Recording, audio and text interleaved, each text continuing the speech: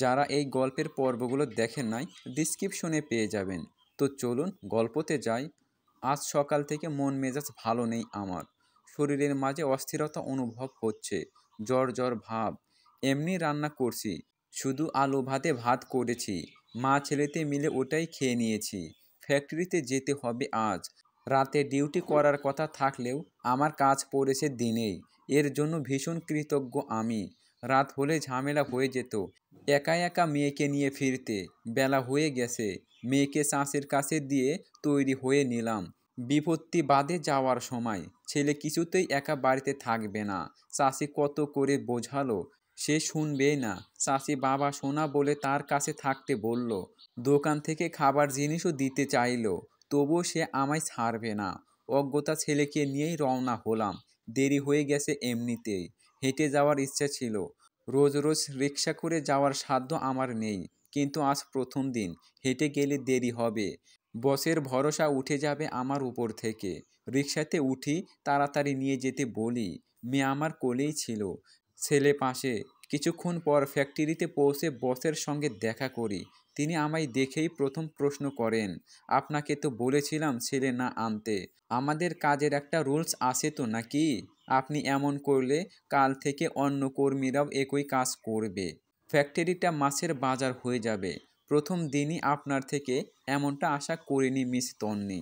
আমি অনুনয় স্বরে বললাম, ক্ষমা করে দিন স্যার, আজকের মতো প্রথম দিন, তাই ছেলে জেদ ধরেছিল। এরপর আর এমন হবে না।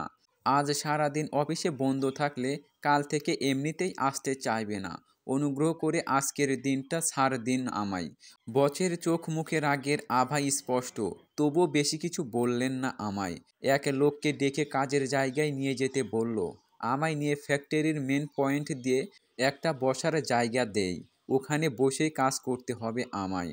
ছেলেকে একটু দূরে বসিয়ে চুপ থাকতে বলে কাজের জায়গায় বসি। আমার মতো আরও একজন মহিলা কাজ করছে সেখানে। কাজে মন দেই আমি। মেয়েকে নিয়ে একটু অসুবিধা হচ্ছিল। এক হাতে বাচ্চাকে বুকে চেপে অন্য হাতে কাজ করছি। এটা গার্লস সেক্টর, তাই একটু অসুবিধা হয়েছে আমার। মেয়ে কাঁদলে আড়ালে গিয়ে খাইয়ে দিয়ে আবার কাজ করছি। কাজ বেশি কঠিন নয়, তবে প্রথম দিন দেখে একটু কষ্ট হয়েছে আমার। সময়ের সঙ্গে সঙ্গে সব ঠিক হবে আশা করি। ডিউটি শেষে বেরিয়ে এলাম। ছেলের মুখ দেখছি থমথমে, ভয়ে কিছু বলছে না। কাজের সময় একবার এসে বিরক্ত করছিল বাড়ি যেতে। আমি বকা দিয়ে বসিয়ে রেখেছি। কী বা করতাম আর? টাইমের আগে বের হওয়ার সুযোগ নেই এখানে। রাস্তায় ছেলেকে নিয়ে হাঁটছি, হেঁটেই যাব বাড়ি। বললাম, এখানে এসে কি হলো তোমার? বড়দের কথা না শুনলে এমনই হয়। মায়ের কথা মেনে চলতে হয়। লতা আপার ছেলেসহ আরও কত বাচ্চা ছিল তোমার বয়সী। এক বেলা ওদের সঙ্গে খেলেই সময় কেটে যেত। প্রয়োজনে দুপুরে একটু ঘুমিয়ে নিতে। চাচি তোমায় আদর করে ঘুম পাড়িয়ে দিত। এখানে এসে তোমার কি লাভটা হলো? শুধু শুধু নিজেও বকা খেলে আর আমাকেও খাওয়ালে। ছেলে অভিমানী স্বরে বলল, ঠিক আছে, কাল থেকে আমি আর আসবো না এখানে। তুমি আমায় ওদের সঙ্গে বন্ধু বানিয়ে দেবে। আর বলে দিয়ে আসবে আমায় যেন না মারে। মারলে কিন্তু আমি আবার এখানে আসবো। আমি খেলবো বন্ধু করে। আসার সময় আমায় দুটো করে চকলেট দিতে হবে। ছেলের শর্ত শুনে আমি অবাক। পিচ্চি একটা ছেলে, আবার শর্ত দিতে জানে। মা ছেলে মিলে অর্ধেক রাস্তা পার হয়েছি। মেয়ে কোলে ঘুমিয়ে আছে। হঠাৎ একটা জিনিস চোখে পড়ে আমার। থমকে দাঁড়াই। রিঙ্কি মানে আকাশের বউ এক ছেলের কাঁধে মাথা দিয়ে যাচ্ছে রিক্সা দিয়ে। হুড তোলা রিক্সা হলেও রিঙ্কিকে বেশ ভালো মতোই চিনতে পেরেছি আমি। এই মেয়েটা আমার জীবনের কালো অতীত, বিষাক্ত এক পৃষ্ঠা। একে ভোলা এত সহজ নয়। ও এভাবে কার সঙ্গে যাচ্ছে? রিঙ্কি কি অসুস্থ? অসুস্থ হলেই তো সাধারণ মানুষ এমন হালে যায়। কিন্তু ও অসুস্থ হলে তো ওর সঙ্গে আকাশের থাকার কথা ছিল। এ ছেলেটা কে?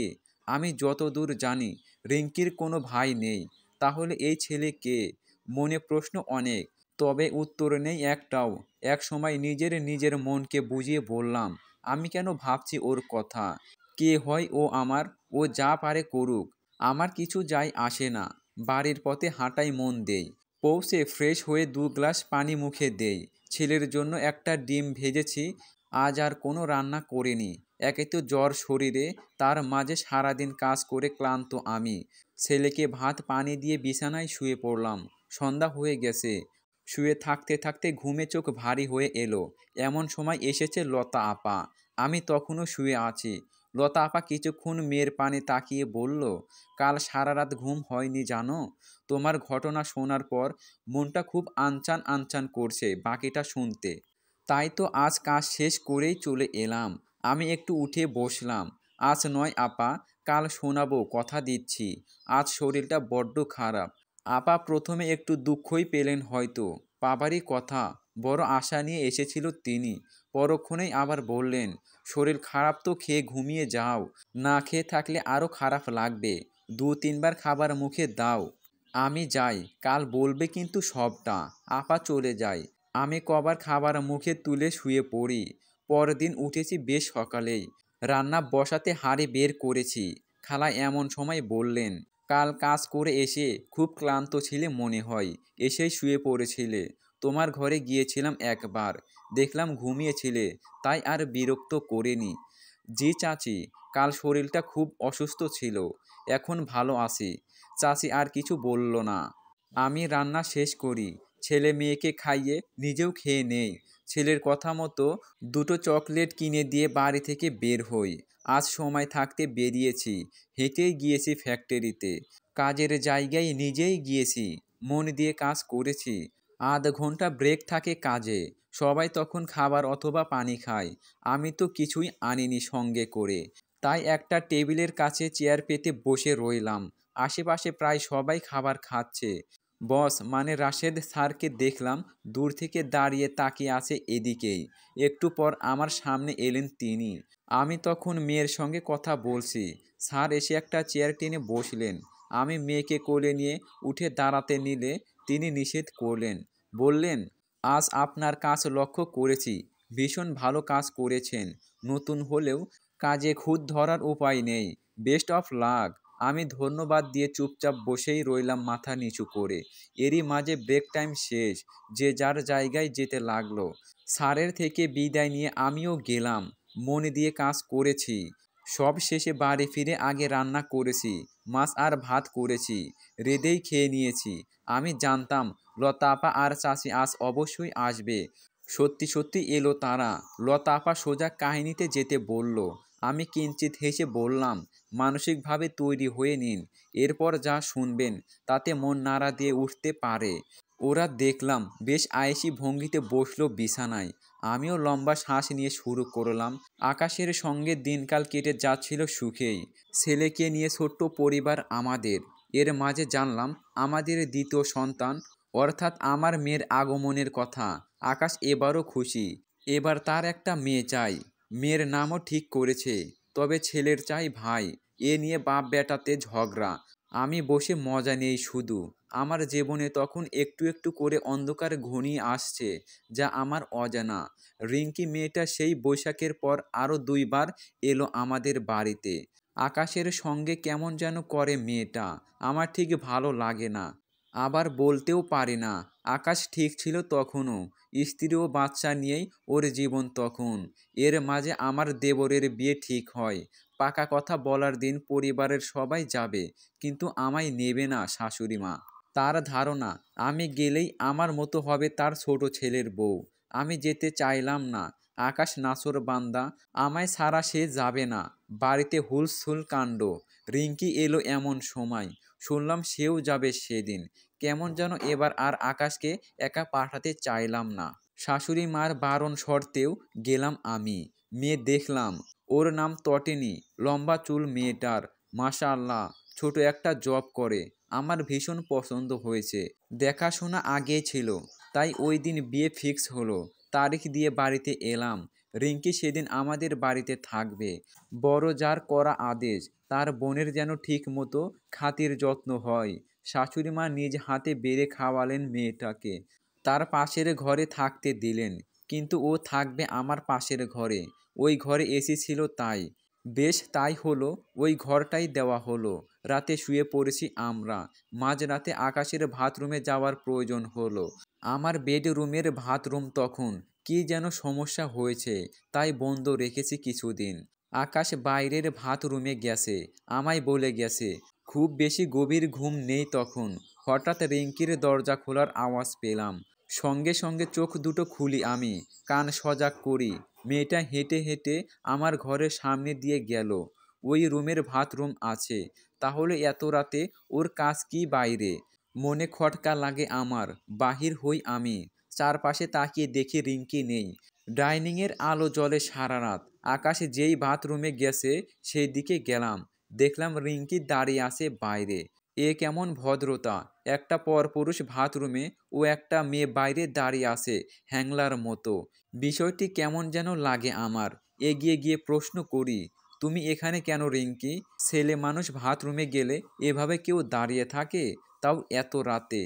তোমার ঘরে তো বাথরুম আছেই। ও আমায় দেখে যেন ভ্যাবাচাকা খেয়ে যায়। আমতা আমতা করে বলে, সরি, আমি বুঝতে পারিনি তোমার বর বাথরুমে গেছে। আমি ভেবেছি তুমি গেছো, তাই দাঁড়িয়ে অপেক্ষা করছিলাম।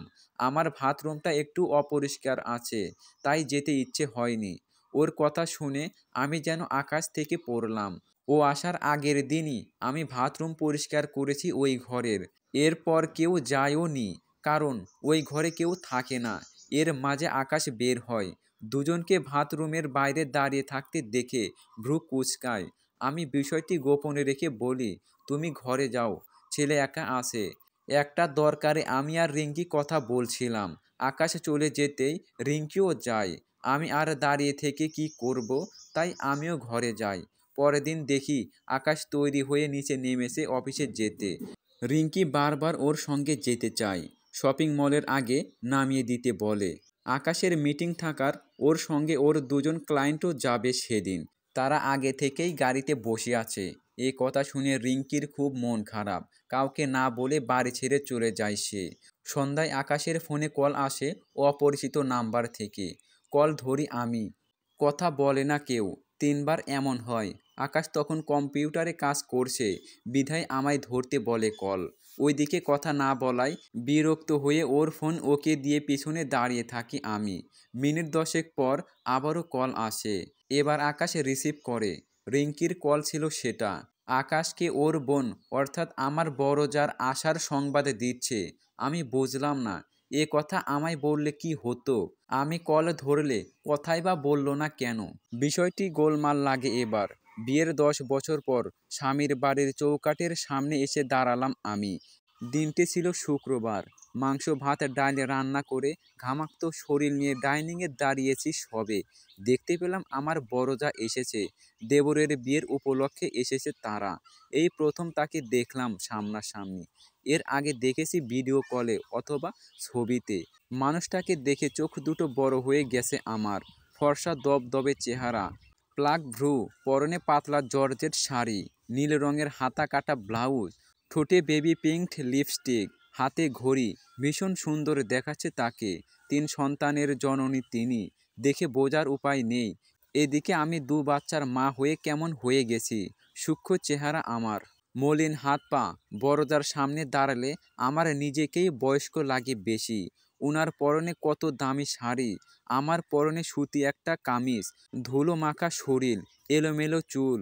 গিয়ে পরিচয় হতেই কেমন যেন লাগছে আমার। বড়জা সবার সঙ্গে কৌশল বিনিময়ে ব্যস্ত। আমার দিকে তাকায় সে। মেকি হেসে বলে, তন্নি না তুমি? আকাশের বউ। দূরে দাঁড়িয়ে কেন? আমায় দেখে ভয় পেলে নাকি সংসার হারানোর? তোমার সংসারে ভাগ বসাতে আসিনি আমি। প্রথমেই তার এমন কথা আমার ঠিক হজম হলো না। নিজেকে শান্ত রেখে বললাম, এমন কেন বলছেন ভাবি? এ সংসার তো আপনারও। 2জন থেকে এবার 3জন হব আমরা নতুন যা এলে। বড় যা মুখখানা কাঁচুমাচু করে। শাশুড়ি মা তাদের ফ্রেশ হতে আসতে বলে। আমিও ঘরে যাই। গোসল সেরে বের হয়েছি সবে। আকাশ এসে পেছন থেকে জড়িয়ে ধরে আমায়। কানের কাছে মুখ নিয়ে বলে, বড় ভাবের কথায় কিছু মনে করেছো? ওসব পাত্তা দিতে নাই। এ সংসার তোমার। এ সংসারের জন্য জান প্রাণ দিয়ে খেটেছো তুমি। 2 দিন এসে ওরা সব নিতে পারবে নাকি? তোমার অবদান অপরিসীম। এছাড়াও আমি তো পাশে আছি তোমার। সর্বক্ষণ সর্ব পরিস্থিতিতে তোমার সঙ্গ দেব আমি। আকাশের কথা শুনে নিশ্চিত হই আমি। মনে তবু একটা বেসামাল ভাব। ফ্রেশ হয়ে একসঙ্গে নিচে আসি। বড়জা সবার জন্য গিফট এনেছে, একে একে সবার হাতে দিচ্ছে। শাশুড়ি মার জন্য দামি শাড়ি ও ম্যাচিং জুয়েলারি এনেছে, সে তো মহা খুশি। আয়নার সামনে নিজের গায়ে শাড়ি দিয়ে দেখছে বারংবার। দেবরের জন্য এনেছে, আকাশকেও দিল দেখলাম এক ব্যাগ। আমি চুপচাপ দাঁড়িয়ে আছি ছেলে নিয়ে, যার হাতে আর একখানা ব্যাগ মোটে। আকাশ বারবার এদিক ওদিক ও তার মায়ের দিকে তাকাচ্ছে। ওর চোখের ভাষা আমিও আমাদের ছেলে। যা ব্যাগটা দেবরের হাতে দিয়ে বলল, এটা তোমার হবু বউয়ের। কেমন যেন মনটা ভীষণ খারাপ লাগে আমার। সবার মাঝে অপমান বোধ হয়। অন্যের জিনিসে আমি কখনোই আশাবাদী ছিলাম না, তার ইমানে হয়নি দেয়নি। আমার খারাপ লাগে ছেলেটার দিকে তাকিয়ে। বড় চাষি সে, প্রথমবার দেখা হলো, অন্তত একটা খেলনা দিতে পারতো বাচ্চাটার হাতে। আমায় না দিক, কোনো আফসোস নেই। বাচ্চাটা সবার গিফটের দিকে তাকিয়ে আমার মুখ দেখছে। ছেলে নিয়ে সরে গেলাম আমি। দেবরের বিয়ে হয়নি, তার বউয়ের জন্য আনলো, অথচ আমি এ বাড়িতে 6টা বছর হয়ে গেল। থাকবে সেসব, আমার স্বামী আমাদের যথেষ্ট দিয়েছে, অন্য জিনিসের প্রতি লোভ নেই। আকাশের মুখটা থমথমে দেখলাম। নতুন মানুষ দেখে কিছু বলছে না, তবে যখন তখন ব্লাস্ট করবে, ভাবটা এমন। এবার খাবারের পালা। একে একে সবাই বসেছে টেবিলে। শাশুড়ি, দেবর ও ভাসুর এক পাশে, অন্য পাশে যা তার ছেলে মেয়ে আকাশ ও আমার ছেলে। এক সিট ফাঁকা।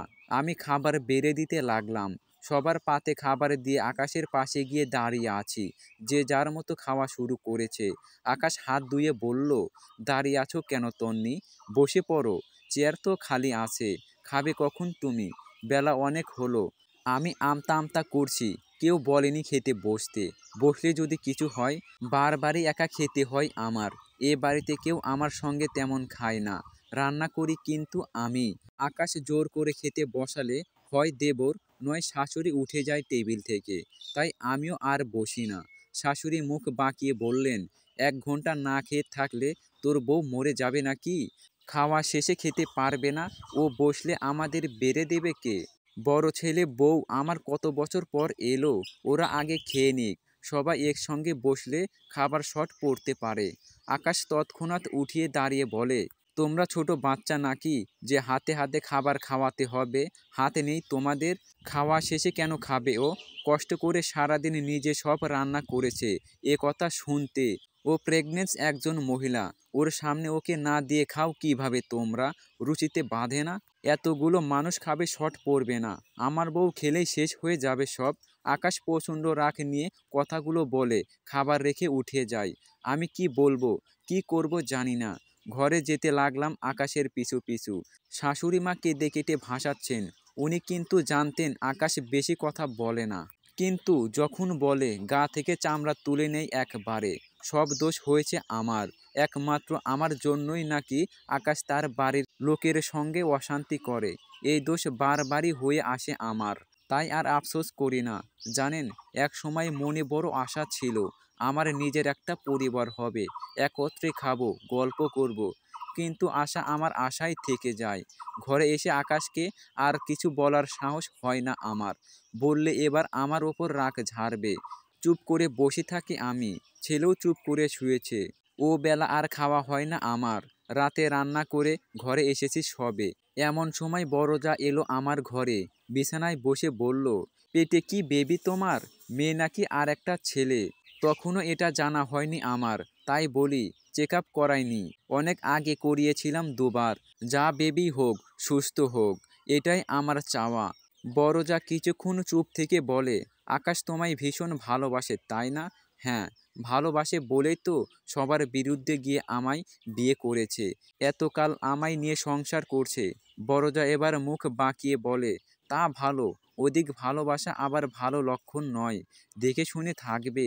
তুমি গ্রামের মেয়ে, শহরের নিয়মকানুন এত বুঝতে পারবে না। আমি আবার ছোট থেকে শহরে থেকেছি, সবটাই বুঝি। এখনকার ছেলেরা ঘরে এক বউ রেখে অফিসে গার্লফ্রেন্ড পালে। তুমি একটু সাবধানেই থাকবে। এ কথা বলে উনি চলে গেলেন। আমি ঘাবড়ে গেলাম ভীষণ। কি বলে গেলেন ইনি? একে তো প্রেগনেন্ট আমি। অল্পতেই চিন্তা ও ভয় পেয়ে যাই, তার মাঝে এত বড় কথা বলে গেল। এটা কি সত্যি হতে পারে? না না, এসব কি ভাবছি আমি? আকাশ আমার স্বামী, অন্যের কথা শুনে আমি আমার ঘরের স্বামীকে ভুল বুঝতে পারি না?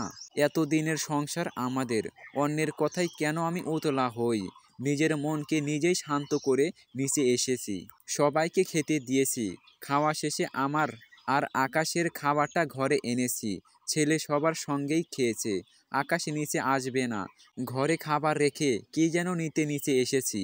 শাশুড়ি আর বড়জা সোফায় বসে গল্প করছেন। আমি তাদের পিছনে দিয়ে কিচেনে গেছি। ওরা খেয়াল করেনি আমায়। বড়জার কিছু কথা শুনতে পাই আমি। শাশুড়ি মাকে তিনি বলছেন, এভাবে খাবার ঘরে নিয়ে খাওয়ার মানে বোঝেন মা? ওরা আলাদা খেতে চাচ্ছে। তন্নি বোঝাচ্ছে, আপনি ওর স্বামীর টাকায় খান। এতগুলো বছরেও এটা বুঝতে পারলেন না। আজ পর্যন্ত কোনো ছেলেকে দেখেছেন বউয়ের জন্য মাকে কথা শোনাতে? তন্নি আকাশকে বশ করে রেখেছে, এক প্রকার তাবিজ বলতে পারেন। ছেলে তো আপনার আরও দুটো আছে। বড় ছেলে ছোট ছেলে কখনো এমন কাজ করেছে বলুন? মা বলছে, ওই শয়তান মেয়ের এত সাহস, আমার ছেলেকে আমার থেকে কেড়ে নেয়। নেয় কি মা? নিয়েছে। আকাশ বইয়ের কথায় উঠে বসে, বইয়ের আঁচল ধরে ঘোরে। মা কিছু বলতে যাবে, তার আগেই আমার ভাসুর মানে বড়জার স্বামী তাকে ডেকে ওঠে। বড়জা ঘরে গেল। মা কিছুক্ষণ ঝিম মেরে বসে থেকে বাথরুমে গেল। আমি সোফায় গিয়ে বসলাম। বড়জাকে যতটা ভালো ভেবেছিলাম তিনি তার এক অংশও নয়। আকাশের কথা বলছেন তিনি, অথচ তার স্বামীকে তিনি এ বাড়ির কারোর সঙ্গে সম্পর্কই রাখতে দেয় না তেমন। মাস বাদে ভাসুর কল দিলেই যা পাশে থাকে, ভিডিও কলে কথা হয় বেশি। ভাসুর নাকি এখানে আসতে চায়, যা আসতে দেয় না। এটা অবশ্য শোনা কথা। ভাসুরের এক বন্ধু বলেছিল আমাদের, আকাশ রাগ করুক বা ঝগড়া করুক, পরিবারের সকলের দায়িত্ব পালন করে সে। যে মানুষটা সুখে রাখছে, সব দিচ্ছে, তার একটু একটু কথা শুনলে কি খুব ক্ষতি হয়? বিনা কারণে কাউকে কিছু বলার ছেলে নয় আকাশ। তাদের দোষে তারা কথা শোনে। এখানে আমারই বা কী করার? পরদিনের কথা, আমি আমার পালন করা মুরগিদের খাবার দিচ্ছি এক পাশে বসে বসে। বড়জা এসে আমার পাশে বসেন। এদিক সেদিক তাকিয়ে বলে, এই হাঁস মুরগি সব তোমার তন্নি? জি হ্যাঁ। ডিম দেয় নিশ্চয়? দেয় মোটামুটি। বড়জা উঠে দাঁড়ালেন এবার। বললেন, তুমি তন্নি বড্ড লক্ষ্মী মেয়ে। কি সুন্দর গুছিয়ে সংসার করো। কত সবজি ফলের গাছ করেছো। পরিবারের অর্ধেক চাহিদা তোমার এসব থেকেই পূরণ হয়ে যায়। তবুও তুমি কারো মন পেলে না। মাকে দেখি সারাটা দিন তোমার নামে নিন্দা করতে। এতিম বলে কি তোমার মান সম্মান নেই? এ সংসারের জন্য এত করো তুমি, অথচ তোমার কোনো কদর নেই। মা সব সময় আমার কাছে তোমার নামে নিন্দা করেছে, কিন্তু এসে দেখছি তুমি কত ভালো একটা মেয়ে। এক মুহূর্তের জন্য সেদিন আমার ভীষণ মন খারাপ হয়েছিল। মায়ের সঙ্গে দেখছি বড়জার খুবই মিল। সারাক্ষণ গল্প করে তারা। আগে থেকেই বড় জায়ের প্রতি মায়ের একটু বেশি টান ছিল। বড় ছেলের বউ, বড় ঘরের মেয়ে, বড় চাকরি করে, সব মিলিয়ে ভীষণ প্রিয় তিনি। আমি এত করেও নাম পাই না। যা শাশুড়িকে নিয়ে শপিং করতে যাই, কোনোদিন দামি শাড়ি, স্বর্ণের আংটি। মা সেই আংটি সারা বাড়িতে দেখায়। এমন আংটি আমি চাইলে আমার একার টাকায় তাকে বছরে দুটো করে কিনে দিতে পারতাম। নিজের টুকিটাকি আয় করা অর্থ আমি সংসারের পেছনে ভেঙেছি। মাস কাবারের অর্ধেক টাকা বেঁচে গেছে। সেই টাকা কিন্তু নিয়েছে মাই। কোনোবার তার অ্যাকাউন্টে রেখেছে, কোনোবার বা বড় ছেলের ঘরে সন্তানদের জন্য এটা সেটা কিনে পাঠিয়েছে। সবটাই করেছেন তিনি আমার অগোচরে। তবে আমি জানি সবই। সংসার যেহেতু করছি, সংসারের মাপকাঠিও আমার জানা আছে। ইদানিং শাশুড়ি মা আমায় শুনিয়ে শুনিয়ে বড়জার বাবার বাড়ির প্রতিপত্তির গল্প শোনায়। এ বাড়ির বেশিরভাগ ফার্নিচার নাকি তার বাবার বাড়ি থেকে দেওয়া। আমার ঘরের সব ফার্নিচার কিন্তু আমিও আকাশ নিজেই করেছি। ওদের কিছু আমরা ব্যবহার করিনি। তাহলে এ কথা আমায় শোনানোর কারণ? মায়ের ব্যবহার দিনকে দিন খারাপের দিকে যায়। আমায় তিনি সহ্যই করতে পারে না। দু চোখের বিষ আমি। ছেলে হওয়ার পর তার অত্যাচার কমেছিল অনেকটাই, এবার তা বেড়ে দ্বিগুণ। বাচ্চা পেটে নিয়ে আমায় গাধার খাটুনি খাটায়। সবাই পায়ের ওপর পা তুলে বসে থাকে। আকাশকে এসব আমি খুব কমই জানাই। সারাদিন কাজ করে মানুষটা। অফিসের প্রেশার শেষে আবার বাড়ির প্রেশার দেওয়া যায় নাকি? সে নিজে দুবার এসব দেখেছেও বটে, কিছু বলেনি তেমন।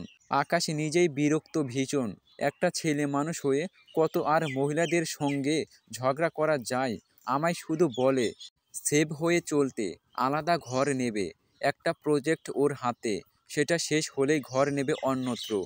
কে জানতো ওর প্রজেক্ট শেষ হওয়ার আগে আমার জীবনটাই শেষ হয়ে যাবে। এর মাঝে আমার মেয়ের পেটের বিষয়টি জানতে পারি। যা শাশুড়ি কি বলে আমি পাপী, আমার মন নষ্ট, তাই মেয়ে হচ্ছে। ফ্রেশ মন থাকলে ছেলে হতো আবার। বিশ্বাস করুন, এ কথা জীবনে শুনিনি আমি। কন্যা সন্তান হলো সৃষ্টিকর্তার রহমত। যে ঘরে কন্যা সন্তান থাকে, সৃষ্টিকর্তা সে ঘরে বরকত দেয়। জায়ের কথায় সেদিন তীব্র প্রতিবাদ করেছিলাম আমি। আমার সন্তান নিয়ে কোনো প্রকার বাজে কথা আমি শুনবো না। জায়েরও কিন্তু এক মেয়ে। আমি যখন এ কথা বলি তিনি তখন চুপ। সেদিন ইচ্ছে মতো যাকে কথা শুনিয়েছিলাম সেই রাগ তিনি দেখিয়েছিলেন দুদিন না খেয়ে, তার ছোট বাচ্চাদের মেরে গালি দিয়ে। বড় যা শুধু শাশুড়ির কান ভাঙিয়েছে এমন না, আমার কানেও বলেছে, গীবত করেছে শাশুড়ির নামে। ততদিনে আমি মানুষ চিনে গেছি। একদিন আমি শাশুড়িকে ডেকে বলি সবটা, যা তখন সামনেই ছিল। তিনি সবটা অস্বীকার করে, দোষ উল্টো আমার ঘাড়েই দেয়। আমি নাকি তাকে সহ্য করতে পারছি না, মায়ের ভালো দেখতে পারছি না।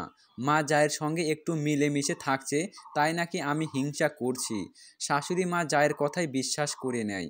প্রথম থেকেই তিনি আমায় অপছন্দ করতেন। এবার একজন সাপোর্ট পেয়েছে, যা দিয়েছে ঢোলের বাড়ি, শাশুড়ি সেই তালে নাচে। মানসিকভাবে আমার অবস্থা ক্রমাগত খারাপ হতে লাগে। ঠিকমতো খেতে পারছিলাম না, সারাক্ষণ অশান্তি অনুভব হয়। ঘরে শান্তি না থাকলে কি আর সেই ঘরে মন বসে? প্রেগনেন্সির এই কঠিন সময়ে আমি একা হয়ে যাই ভীষণ। খুব কাঁদতাম আড়ালে, মন খারাপ করে থেকেছি। ছেলের প্রতি অনীহা হয়েছে। আকাশের সঙ্গে ঝামেলা হতো সামান্য বিষয় নিয়ে। দুজনের মন মেজাজ কারোই ভালো থাকতো না। কেউ কারো কথা সহ্য করতে পারতাম না। এক কথায় দুই কথায় ঝগড়া হতো প্রচুর। রাগের বশে দুবার আকাশ আমার গায়ে হাত তোলে। ওকে আমি ধাক্কা দিয়ে হাত কেটে দিয়েছি। এক কথায় যুদ্ধক্ষেত্র। স্বামী স্ত্রী আমরা নিজেদের শত্রু। এক ঘরে থাকা পর্যন্ত বন্ধ করে দেয়। ছেলে নিয়ে আলাদা ঘুমাই আমি। দুজনের মাঝে বিশাল এক প্রাচীর তৈরি হয়। টানা 6 দিন একে অন্যের সঙ্গে সম্পূর্ণ যোগাযোগ বিচ্ছিন্ন থেকেছি আমরা। এরপর কথা হলেও খুব কম। যেই আমরা নিজেদের না দেখলে থাকতে পারতাম না, তারা হলাম একে অন্যের চোখের বিষ। আকাশ কাজ নিয়ে ব্যস্ত থাকে, ঠিক মতো বাড়ি ফেরে না। আমি সংসার নিয়ে ব্যস্ত। আমার প্রতিনিয়ত মনে হতে লাগে আকাশ আমায় ভালোবাসে না, আমি এতিম বলে। আকাশের মনে হয় আমি তাকে অবহেলা করি। এভাবেই চলছিল সময়। সময় বললে ভুল হবে, অসময় হবে। মাঝখান থেকে আনন্দে মগ্ন ছিল বড়জা। খাবার টেবিলে বসে খাওয়ার সময় ঝগড়া হতো প্রায়। আকাশ বাড়িতে খাওয়াই বন্ধ করে দেয় আমাদের অশান্তির সুযোগ নিয়ে। বড়জা আমার কানে সর্বক্ষণ আকাশের বিষয়ে নেগেটিভ কথা বলতো। যেমন আকাশের হয়তো অন্য মেয়ের সঙ্গে সম্পর্ক আছে, তাই সে ঘরের বউকে ভালোবাসে না। এতদিন লোক দেখানো ভালোবাসা ছিল। রাতে বাড়ি ফেরে না, কারণ সেই মেয়ের কাছে যায়। বউকে সহ ছেলেকে অবহেলা করছে সে।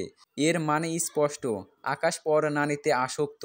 আরও অনেক কথা। তখন আমি এমনিতেই আকাশের প্রতি রাগ। এসব শুনে আরও জেদ হয়েছে আমার। তখন বুঝিনি এরা আমায় কত বড় ক্ষতি করছে। বড়জা শাশুড়ি মায়ের সাহায্য নিয়ে আকাশকে ইমোশনালি ভুল বোঝায়। যেমন আমি আকাশকে নয়, তার টাকাকে ভালোবাসি। এখন টাকার চাহিদা শেষ, তাই আর স্বামী ভালো লাগছে না। না হলে কোনো স্ত্রী এত রুড ব্যবহার করতে পারে না। আকাশ দিনরাত আমাদের জন্য কঠোর পরিশ্রম করে, আর আমি তাকে ঠকাচ্ছি। আকাশও সব কথা বিশ্বাস করে নেয়। দুজনের মাঝে ফাটল এবার গভীর থেকে গভীর হয়। তবুও কেউ কাউকে ছাড়ছিলাম না আমরা।